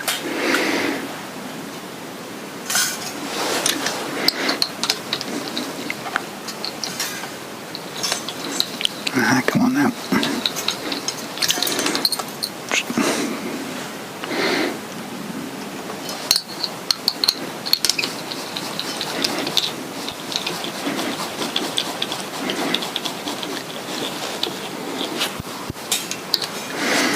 Okay, strings all on, offcuts to the bin. You have a growing bin of offcuts.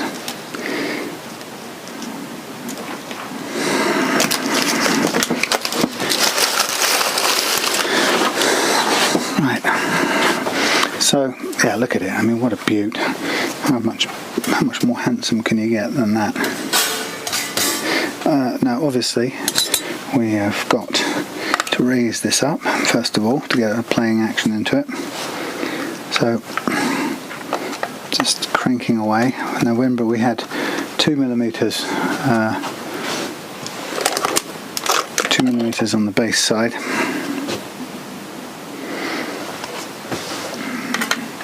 Which I can't really see from here.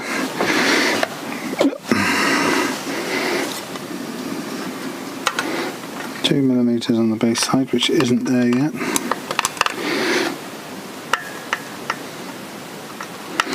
Okay, so where's 2.5? Right, there's 2.5. There's 2.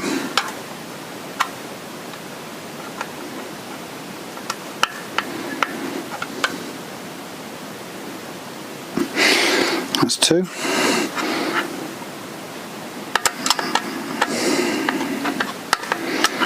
Get 1.5.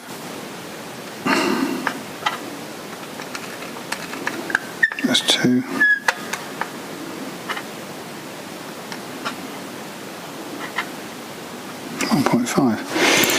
Okay. Now the tool I bought was this thing called the stretcher, and you basically hook it onto the string like that. And I don't know, I didn't yet watch the video, so you could either run it along there the way I'm doing now and sort of stretch it. Oh, we're going right over the nut as well. Sorry, right over the bridge. So who knows, maybe that's stretch that one. Or you could be doing it a bit more like this. I mean, I'm doing it under pressure, so I guess it's sort of doing the same thing all the way.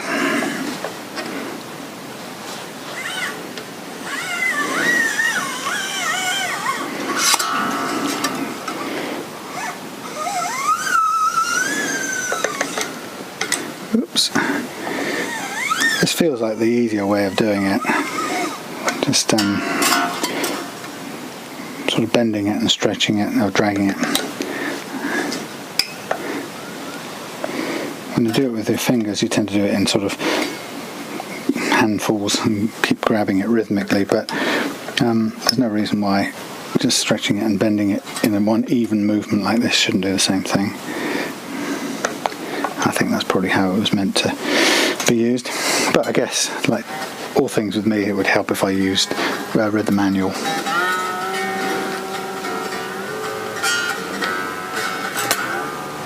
So just putting a bit of load into it, and I'll take a note off the amp down here.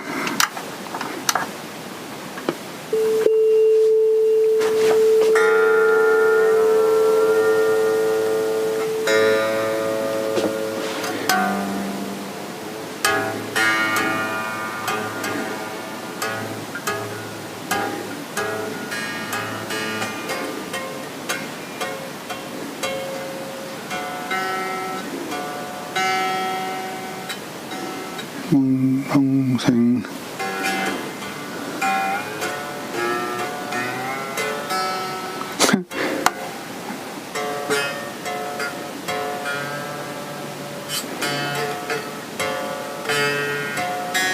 So hard to do this left-handed, honestly.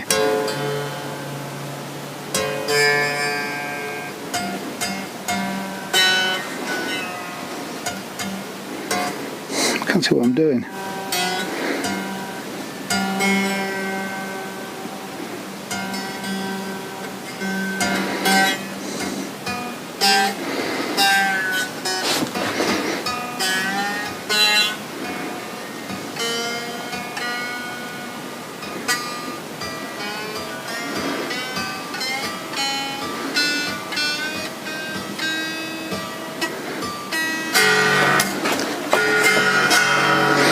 So that's tuned, and I'll just give it a stretch again.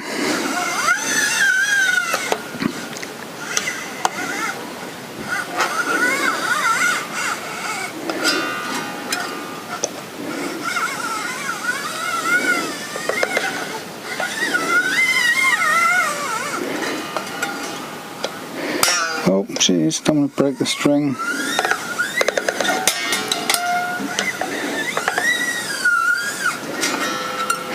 So we'll see how much stretch this has taken out when we come to look at the tuning again. God, get over there, get in your slot.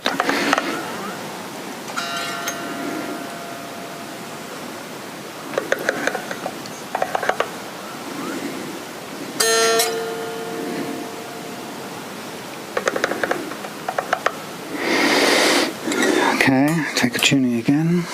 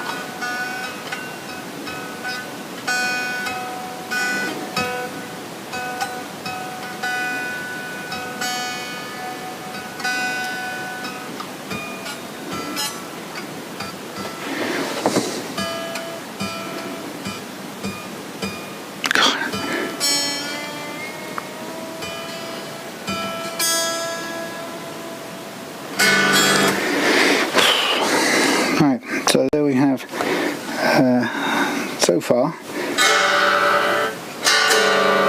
we have it at the right action. Heavy old guitar this.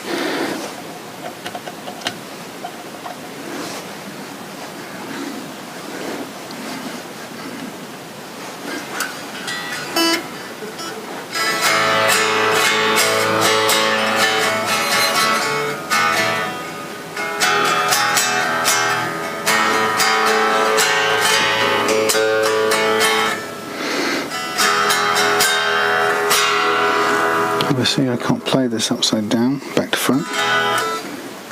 Maybe I can. Oops, no.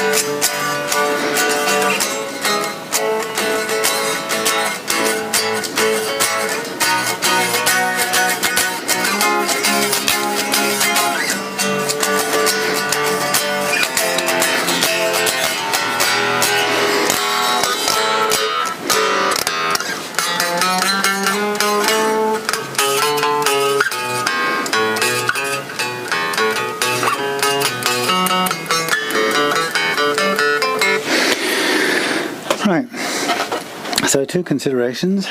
First of all, relief in the neck. What have we got? What do we need? Followed by followed by nut height and playing height. So there is some relief in the neck. Just check and see if it's enough. Are we still working battery wise? We are. Okay. I'm going to put it up on its edge for this. Hard to see, I haven't got my capo here.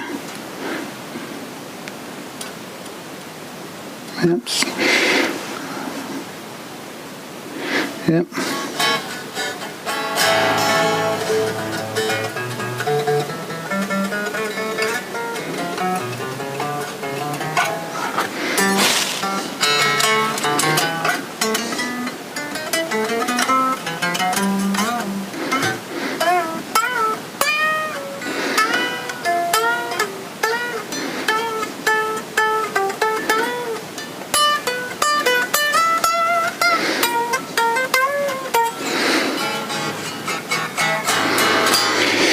Right, so that's okay in terms of playing action at that end. What I'm going to just look at here is the action height at this end. And let's see what we've got. Look at it in metric.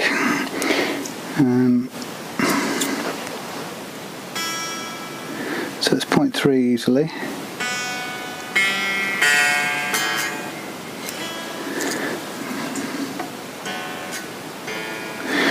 Okay, so it's over 0.3. Let's try and 0.5. It's also bending backwards under gravity, which means it's going to be less than it is in playing mode.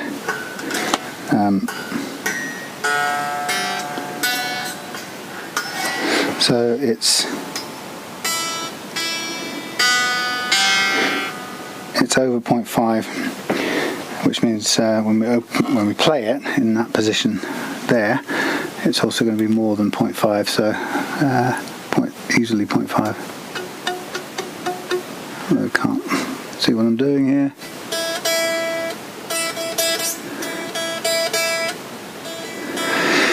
Right, so I don't want 0.5 in this playing position here, I want 0.3. And so I'm going to go about this in the good old time-honoured way. I'm going to throw some light on here, move the camera around a bit so I can see what I'm doing with light, and you can see as well. Okay, so I've got a new set of nut files for a set of 10 or 10 set. So starting with 10 at the top, 13, these are brand new, haven't used them yet, 13, 17, 26, 36 and 46. So I'm going to work on all of these, and I'm going to work outwards. I'm going to start with a G. Now the point is, like I've said, I'm doing this under gravity and the neck geometry or the angle changes. If I aim for 0.3 here, it'll increase when it's in the upright position. So 0.3 is a conservative estimate. Okay, so if I get 0.3, then I know it's going to be more than 0.3, so I can afford to be dead on 0.3. So it's just a conservative estimate, I think is probably the best way to put it. So I'm going to start with the G string, which is a 17. My god, these are nice and sharp. So I want this to go to 0.3. Could even go down to 0.25, but 0.3 will be good. Take a bit more of that pressure off. Shift it across, and then get ready and just cut downwards, backwards, slight angle back, and then prop it across, measure it, and as soon as it gets down to 0.3 and starts to catch the top of the feeler gauge, then we're where we need to be and we stop.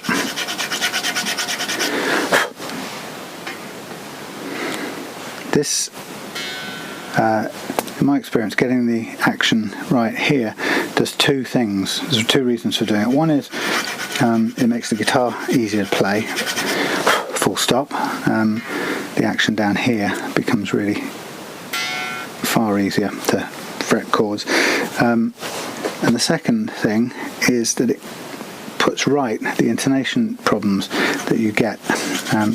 I've found in the year I've been doing this that if you have a height over first string action of more than 0.5 of a millimeter, you almost invariably get intonation problems around this end of the neck, because what it means is that the amount of force required to fret the string ends up bending the string sharp, and so that all notes played down there fretted are somewhat sharp,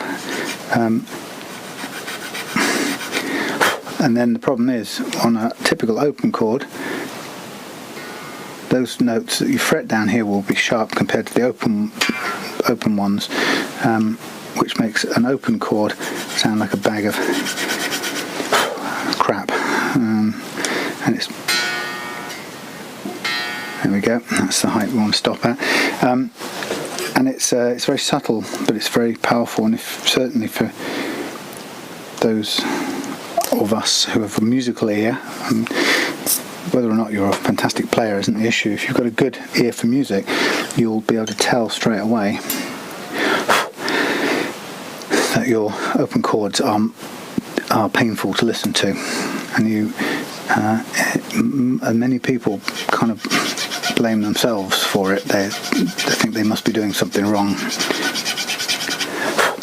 In fact, it's the slots on the nut. And I've met loads of people in the last year who have done exactly that. Felt it was something they were doing. Got totally frustrated with the guitar and end up going looking for something else, usually buying something else. But it's very difficult to know what to ask for when you're trying to find help with the problem,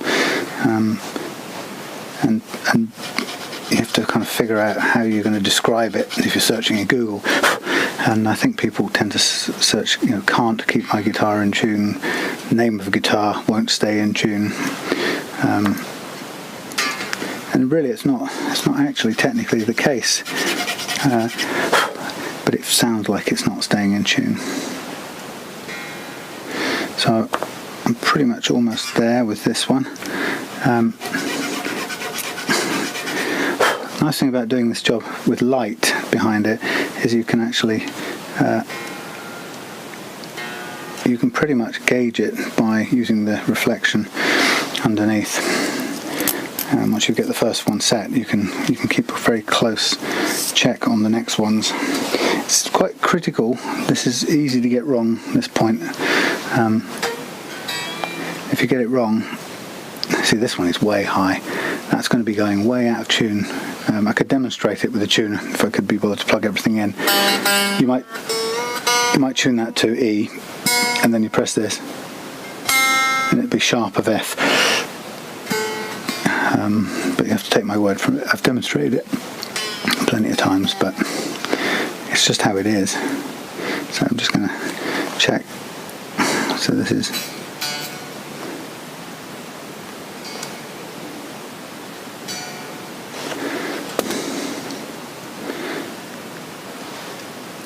Or was it? Or was that sitting on a little ledge? I think that was sitting on a little deceptive ledge. Yeah. I think that's what we've got going on in there.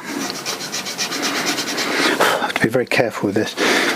When you're cutting nut slots, you can, if you get it wrong, you pretty much have to start again.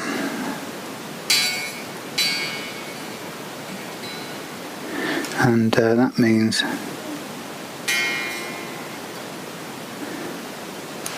if you get it wrong, that means you're basically either doing a fix with some super glue and baking powder, or you are grabbing a new nut and beginning the process again.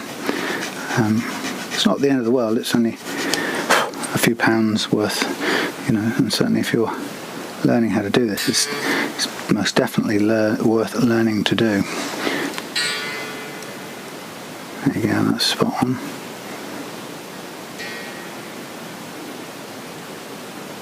That one's got a little bit more to go.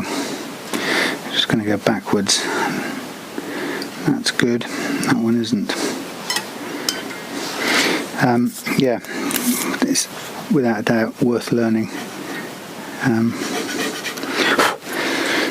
You know, for the sake of a couple of pounds of materials, in case you make a mistake.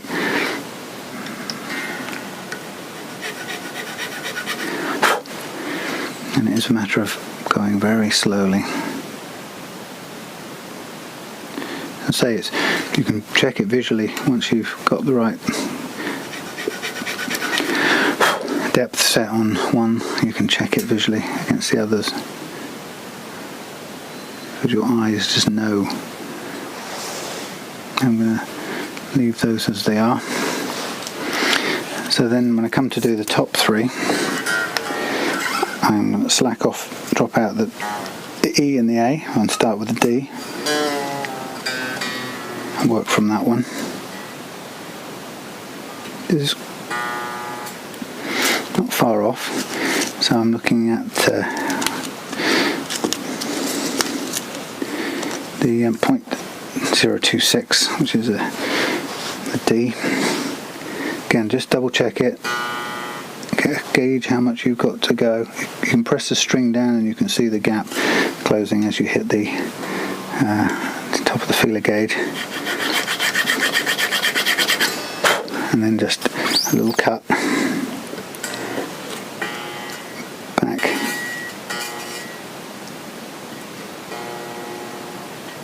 Almost there. A little bit more. Doink.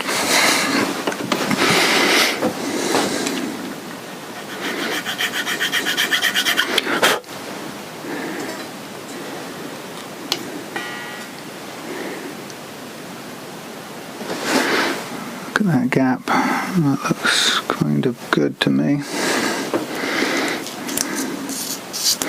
Move to the next one, load the string back in, check it, or tighten it up a bit. You can check how much it's got to go down before it hits the feeler gauge. Not a lot, so only a small amount here.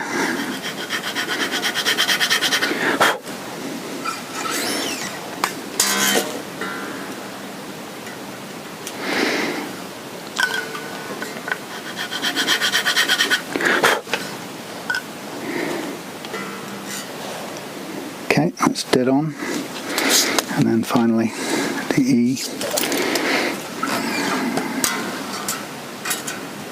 The other way. No, not the other way. I'm winding completely the wrong string. This is quite close.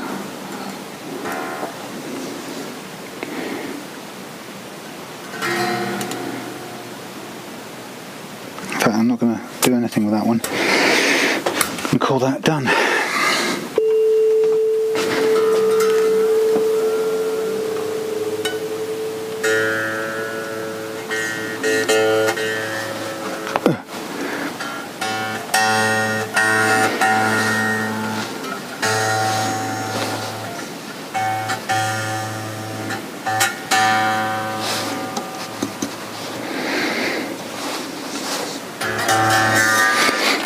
One thing, got some graphite here that I want to put in a little container, which I've lost. Oh, there it is. I have some graphite which you can put in the nut slots as sort of lubricant, so it's quite useful.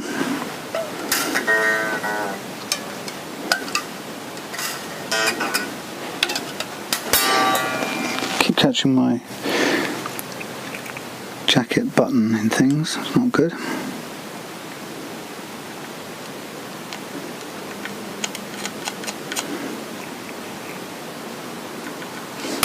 And again,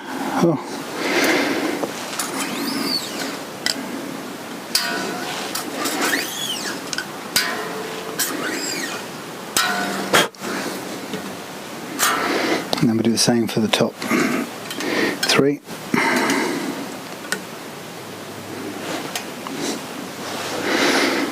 Sorry, it's probably not a very good view going on here.